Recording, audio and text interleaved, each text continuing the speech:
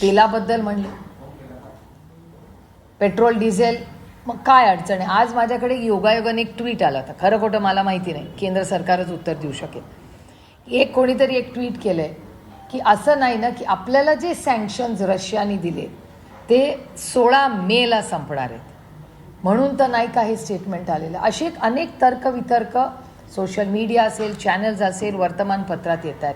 त्याच्यामुळे आज माझी विनम्रपणे भारताच्या प्रधानमंत्र्यांना विनंती आहे की तुम्ही 3-4 गोष्टी बोललेल्या आहेत.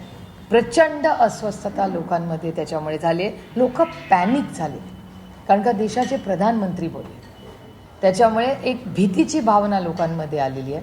त्याच्यामुळे आपण एक ऑल पार्टी मीटिंग सगळ्याच पक्षांना लोकून आपण जसं पेहलगामच्या हल्ल्यानंतर एकत्र झालो होतं ती पुन्हा ही वेळ आलेली आहे. आमची सहकार्याची भूमिका कालही होती, आजही आहे आणि उद्याही राहील. याचं कारण असं, आम्हाला ह्याच्यात राजकारण आणायचं नाही, कारण का देश अडचणीत आहे.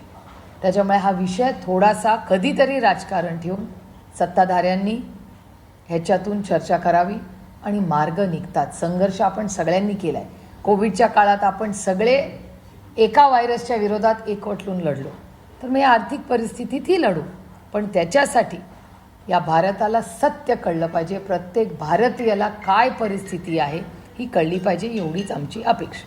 पण नाना पटोले म्हणतात की मोदी देश सांभाळण्यामध्ये अपयशी ठरले आहेत, तर त्यांनी आता राजीनामा द्यावा. बघा, अर्थातच आज समाजात जी चर्चा आहे किंवा मार्केट्स बघा तुम्ही, आज सगळे सोन्याचा व्यवहार करणारे, त्याच्यात काम करणारे सगळे लोक एकवटले, करोडो लोक त्या बिझनेसमध्ये आहेत, त्या व्यवसायात आहेत. तर ते सगळे एकवटून माननीय प्रधानमंत्र्यांना विनंती करतायत की बाबा अशी स्टेटमेंट्स करू नका, काहीतरी मार्ग काढताय. त्यामुळे ही परिस्थिती अतिशय गंभीर आहे आणि कोणीही ती फार लाईटनी किंवा ती वेळ नाही. ही वेळ देशाची अर्थव्यवस्था जागेवर नीट आणणं आणि पुढचे काही महिने जोपर्यंत या युद्धामध्ये आपल्याला नक्की काय जगामध्ये चाललं आहे त्याच्यातून काही मार्ग निघत नाही, तोपर्यंत ह्या सगळ्या गोष्टी फार गांभीर्याने आपल्याला सगळ्यांना घ्याव्या लागणार आहेत. पंतप्रधान नरेंद्र मोदी फेल ठरलेत का त्यांच्या कारभार चालवण्यात? राष्ट्रवादी पक्षाची भूमिका नाही, हा राष्ट्रवादीचा हा विषयच नाही आहे. हा एक खूप सिरियस आहे. इकॉनॉमिक्स काय पक्षाचं नसतं. आमचं म्हणणं आहे की आज आर्थिक परिस्थिती ही होऊ शकते का, हे गेले 1 ते 1.5 वर्ष सातत्याने आम्ही सगळे म्हणतो. आपल्याला आठवत असेल, ह्याच सरकारने गोल्ड बॉन्ड्स केले होते, आठवतं तुम्हाला? आज त्या गोल्ड बॉन्ड्सची काय परिस्थिती आहे? मग हा लॉस आहे का? आणि मग लॉस असेल तर भारत सरकारने त्या गोल्ड बॉन्ड्स, हे गोल्ड बॉन्ड्स कुणाचे होते? भारत सरकारचे होते. 1.5 लाख कोटी रुपयाचे गोल्ड बॉन्ड्स भारत सरकारने दिले होते. त्याची काय परिस्थिती आहे? आणि जेव्हा माननीय प्रधानमंत्री एवढं स्टेटमेंट करतात तर सामान्य माणूस पॅनिक होणं साहजिक आहे ना.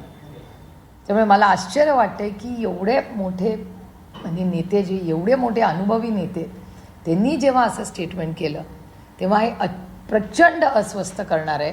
आणि मी जरी विरोधात असले तरी मी पॅनिक वाढेल माझ्या देशामध्ये अशी कुठलीही लाईन घेणार नाही. राष्ट्रवादी काँग्रेस पक्ष हे सातत्याने गेले 1.5 वर्ष म्हणतोय की आर्थिक परिस्थिती अडचणीत आहे. त्याच्यामुळे आम्हाला काय त्याच्यात नवीन वाटत नाही आहे, कारण का आम्हाला दिसत होतं, भारत सरकारला का दिसत नव्हतं? Double digit growth, fastest growing economy, ही सगळी भाषणं ऐकून मी तर पार्लमेंटमध्ये नेहमीच ऐकते ती. हे दुर्दैव आहे की आजची आर्थिक परिस्थिती, आज देश संकटात आहे का? तर हो आहे. कोण त्याला जबाबदार काय, आता हे तू मेमे करायची वेळ नाही.